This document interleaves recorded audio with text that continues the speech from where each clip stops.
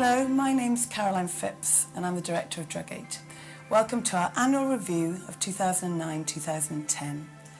This short film is intended to take you on a journey where you'll see some of our services, meet some service users and meet some of our staff. Please come with me. This year has been a successful and challenging year for us. Some of the highlights include being awarded the peer mentoring service funded by European Social Fund, recommissioning of our goals service for another 3 years, developing innovative drop-in facilities in Pontypridd and Caerphilly, and also running the Strengthening Families programme in Caerphilly and Merthyr Tydfil. DrugAid pride themselves on being innovative, in really going beyond traditional services, trying to look at different ways of engaging drug and alcohol users, hard to reach groups, men, women, looking at how we engage creatively with young people, and really looking to push those boundaries of engaging with people and getting them into service. But if you can get people into service, you can have some impact on their lives. Yeah, alright, would you like to come in? Thanks. How are you doing? My name's Aled. Roger. Alright, nice to meet you, Roger. So I believe this is the first time you've been in to access our service, yeah? It is, yeah. Okay, and do you mind if I ask which substance you'll be taking equipment out for? It's heroin. DrugAid's got a needle exchange service that's probably one of the most pivotal and most widely used services within the organisation. We strive to provide as much equipment as we can really to meet the needs of any injecting drug user. The idea of that is to safeguard the users and the wider community then by providing equipment to try and avoid or eliminate like reusing equipment or the risk of sharing and of course spreading infections and things like that then. And there's no limit on how many times you're able to access the service or anything like that. Right. Right, if I show you to start with, we've got two different types of mono-inject syringes. We don't make any judgments at all, but the idea is then, it's like at least they're accessing our service, so it gives us the opportunity then to try and promote other aspects of DrugAid then and try and encourage people to come in to seek support and things then. Does that sound okay? In a day we could see up to about 20 people, 20 to 30 even. You know, so if you spread that across the week then, it's about 150. And have you been vaccinated against hepatitis? No.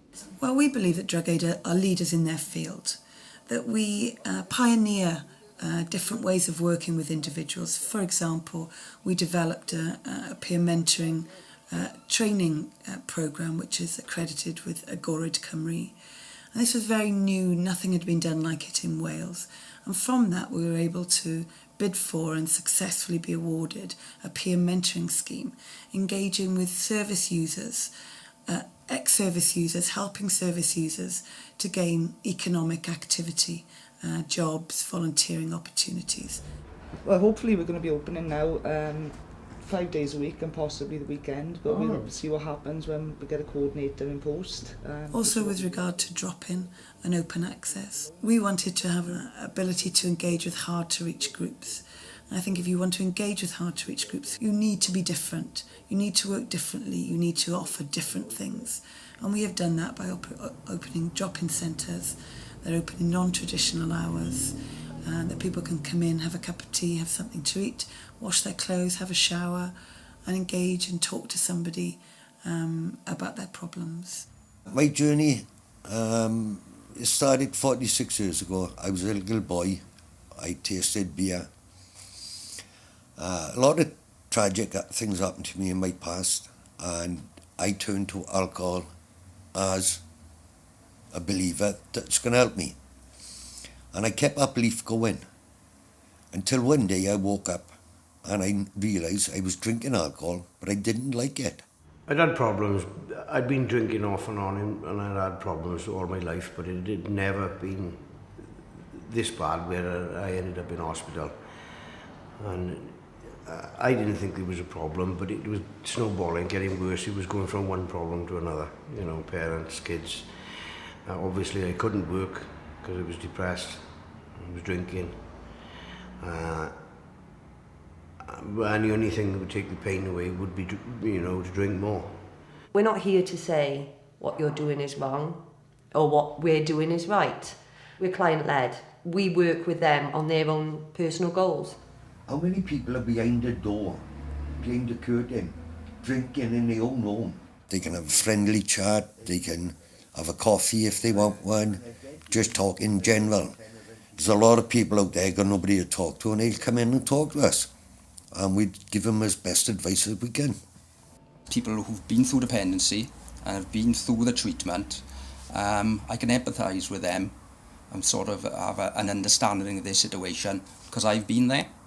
So what we look to do in the peer mentor scheme is get people into voluntary work, get them back into education, get them onto courses, and our long-term aim is to get people economically independent.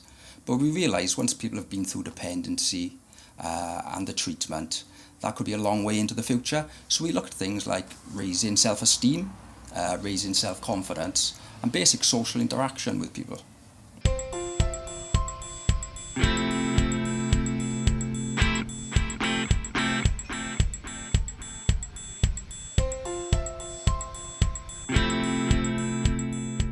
I cannot stand heights, yeah, really bad fear of heights. On certain points when I'm climbing, I start shaking, I get the shakes, you know, and that's my fear of heights kicking in. But you've got to push past that, and then that's when you get the feeling of accomplishment, you know. We're working with service users on a sort of a more holistic basis, rather than just doing the standard sort of one-to-one counselling and key working. It's about looking at their whole lives. Once the substance use is out of the way, what have they got in place? Because they need to fill their time then. So I think the phrase that sort of sums it up is constructive use of leisure time. I was living in the gutter. It started off with glue, petrol, things like that, and yeah, I was a heroin addict and a crack addict for 8 years at least. Self-respect, isn't it? Self-esteem and whatever, isn't it? It's just brilliant. It's an achievement.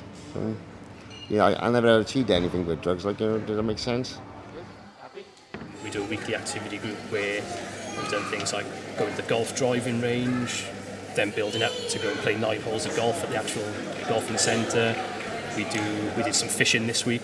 It gives you confidence, gives you belief in yourself when you know that I didn't have before. It shows you how much you can push yourself and what you can achieve if you keep trying at something, you know. If people got an idea, we'll try it. Sometimes it works, sometimes it doesn't. But by being open with the clients and offering pretty much anything, we're finding the things that work.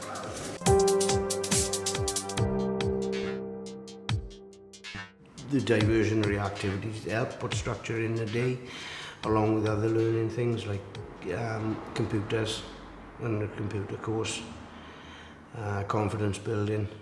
They do an art club, an art class, and they have an artist come in once a week. They do complementary therapies, acupuncture as well. As an agency, we've got a number of workers trained to give auricular acupuncture in the ear. To keep myself busy, to put that structure in so that there was some structure every day, and a combination of all of them puts me in a situation now where I can think clearly and think about my life in general for the general good of all. It's not an option to go back. No way. No. You know, I feel like a totally different person.